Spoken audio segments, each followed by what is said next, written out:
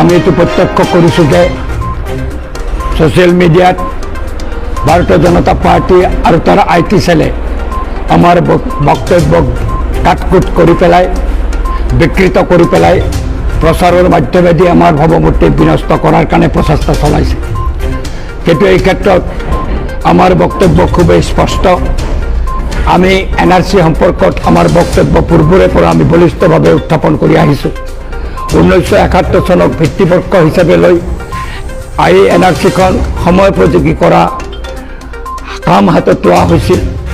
এই ক্ষেত্ৰত অসমত আমাৰ পাৰ্টি আমি প্ৰথমৰ পৰাই 1971 চনক ভিত্তিবৰ্ষ লৈ পেলাই এই NRCখন আপডেট কৰাৰ কাৰণে আমাৰ বক্তব্য আমি তুলি ধৰিছোঁ। অসম আন্দোলনৰ ক্ষেত্ৰতো এই 71 চনৰ 24 মাৰ্চৰ সময়সীমা আমি উত্থাপন কৰিছিলোঁ আৰু তাৰ ফলত আমাৰ ওপৰত আক্ৰমণ হৈছিল। আমাৰ 50 জনতকৈ অধিক কমৰেডক শ্বহীদৰ মৃত্যুবৰণ কৰিবলৈ বাধ্য কৰা হৈছিল।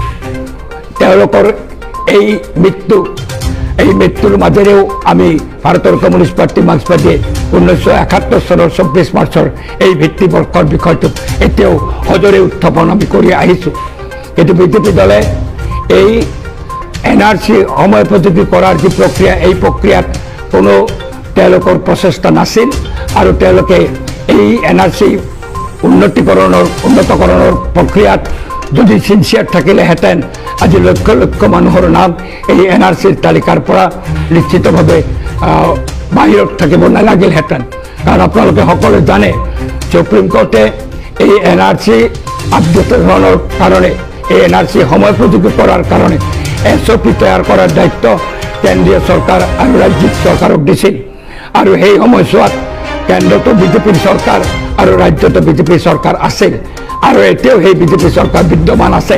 কিন্তু এই SOP তৈয়াৰ কৰাৰ ক্ষেত্ৰত তেওঁলোকে গুৰুত্ব নিদিয়াৰ ফলতে মাইগ্ৰেশ্যন চাৰ্টিফিকেট আৰু ৰিফিউজি ৰেজিষ্ট্ৰেশ্যন চাৰ্টিফিকেট তাৰ প্ৰামাণিক তথ্য দলিল ৰূপে স্বীকৃত নহ'ল আৰু এই মাইগ্ৰেশ্যন চাৰ্টিফিকেট আৰু ৰিফিউজি ৰেজিষ্ট্ৰেশ্যন চাৰ্টিফিকেট মান্য ডকুমেণ্ট হিচাপে গ্ৰহণ নকৰাৰ কাৰণে লক্ষ লক্ষ বঙালী হিন্দু পৰিয়াল আমাৰ অসমত আজি ক্ষতিগ্ৰস্ত হৈছে। তেওঁলোকে বাৰে বাৰে হিয়াৰিং যাব দিব লগা হৈছে আৰু বহু পৰিয়ালৰ বহু লোকৰ নাম অনলি মাইগ্ৰেশ্যন চাৰ্টিফিকেট আৰু ৰিফিউজি চাৰ্টিফিকেটক মান্য দলিল হিচাপে গ্ৰহণ নকৰাৰ ফলতে NRCৰ বাহিৰত থাকিব লগা হৈছে। এই ক্ষেত্ৰত বিজেপি দলে কোনো দায়িত্ব নলয় বা সেই প্ৰসংগত বিজেপি দলে তেওঁলোকৰ অৱস্থান স্পষ্ট নকৰে। কিন্তু আমি ভাৰতৰ কমিউনিষ্ট পাৰ্টি মাৰ্ক্সবাদীয়ে পূৰ্বৰে পৰা মাইগ্ৰেশ্যন চাৰ্টিফিকেট আৰু ৰিফিউজি ৰেজিষ্ট্ৰেশ্যন চাৰ্টিফিকেট মান্য দলিল হিচাপে গ্ৰহণ কৰাৰ কাৰণে দাবী উত্থাপন কৰি আহিছোঁ। কিন্তু আজি এই বিষয়কে লৈ পেলাই তেওঁলোকে বাঙালী হিন্দুৰ দৰদ দেখুৱাই পেলাই আমাক আক্ৰমণ কৰিবলৈ চেষ্টা কৰিছে। কিন্তু NRCৰ ক্ষেত্ৰত ভাৰতীয় জনতা পাৰ্টিৰ যি ভূমিকা, সেই ভূমিকা অতি লজ্জাজনক আৰু গোটেই বিষয়টোকে তেওঁলোকে ধামাচাপা দিব বিচাৰিছে। প্ৰথম তালিকা যেতিয়া প্ৰকাশ হয়, খচৰা তালিকা, তাত 40 লক্ষ মানুহৰ নাম যেতিয়া বাদ পৰিছিল, অমিত শ্বাহে পাৰ্লামেণ্টত চিঞৰি চিঞৰি কৈছিল এই 40 লাখ লোক ঘুচপেটি আৰু সকলোকে ঘুচপেটি হিচাপে তেওঁ ঘোষণা কৰি পেলাই আমাৰ দেশৰ পৰা বিতৰণ কৰাৰ কথা সগৰ্বে পাৰ্লামেণ্টত উত্থাপন কৰিছিল।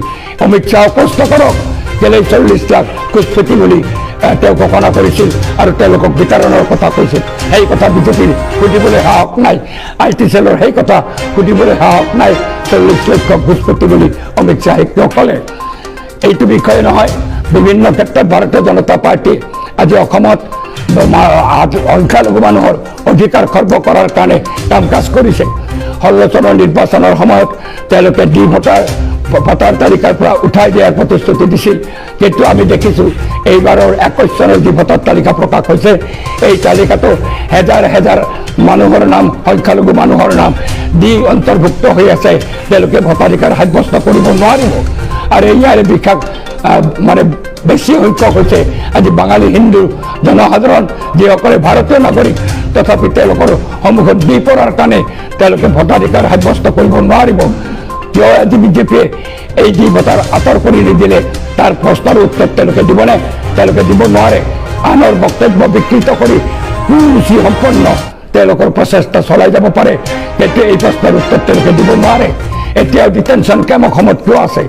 চনৰ নিৰ্বাচনৰ সময়ত প্ৰতিশ্ৰুতি দিছিল ডিটেনশ্যন কেম্প তেওঁলোকে ভাঙি দিব, কিন্তু এতিয়াতো হেজাৰ হেজাৰ মানুহ ডিটেনশ্যন কেম্পত আছে। ডিটেনশ্যন কেম্প ভাঙি দিয়া হোৱা নাই, বৰঞ্চ এছিয়াৰ বৃহত্তম ডিটেনশ্যন কেম্প গোৱালপাৰাত নিৰ্মাণ কৰি উলিয়াইছে। এতিয়ালৈকে আমি জনামতে 40 জনৰ অধিক লোক ভাৰতীয় নাগৰিক এই ডিটেনশ্যন কেম্পত মৃত্যুবৰণ কৰিছে। আমাৰ সৰভোগ সমষ্টিৰ বৰপেটাৰ দৰে 2জন ভাষিক সংখ্যালঘু লোক এই ডিটেনশ্যন কেম্পত মৃত্যুবৰণ কৰিছে। সেই সময়ত আজি এই ভাৰতীয় জনতা পাৰ্টি বা IT চেলৰ লোকসকল ক'ত আছে? এই মৃত্যু কিয় হৈছে তাৰ উত্তৰ তেওঁলোকে দিবনে? আজি যি হওক যি ধৰণে তেওঁলোকে আমাৰ বক্তব্যক আজি ডিষ্টৰ্ট কৰিবলৈ বিচাৰিছে, আমি নিন্দা কৰিছোঁ আৰু আমি তেওঁলোকক আহ্বান জনাইছোঁ, নিৰ্বাচন সন্মুখত তেওঁলোক নিৰ্বাচনৰ মঞ্চলৈকে আহক, ময়দানলৈকে আহক।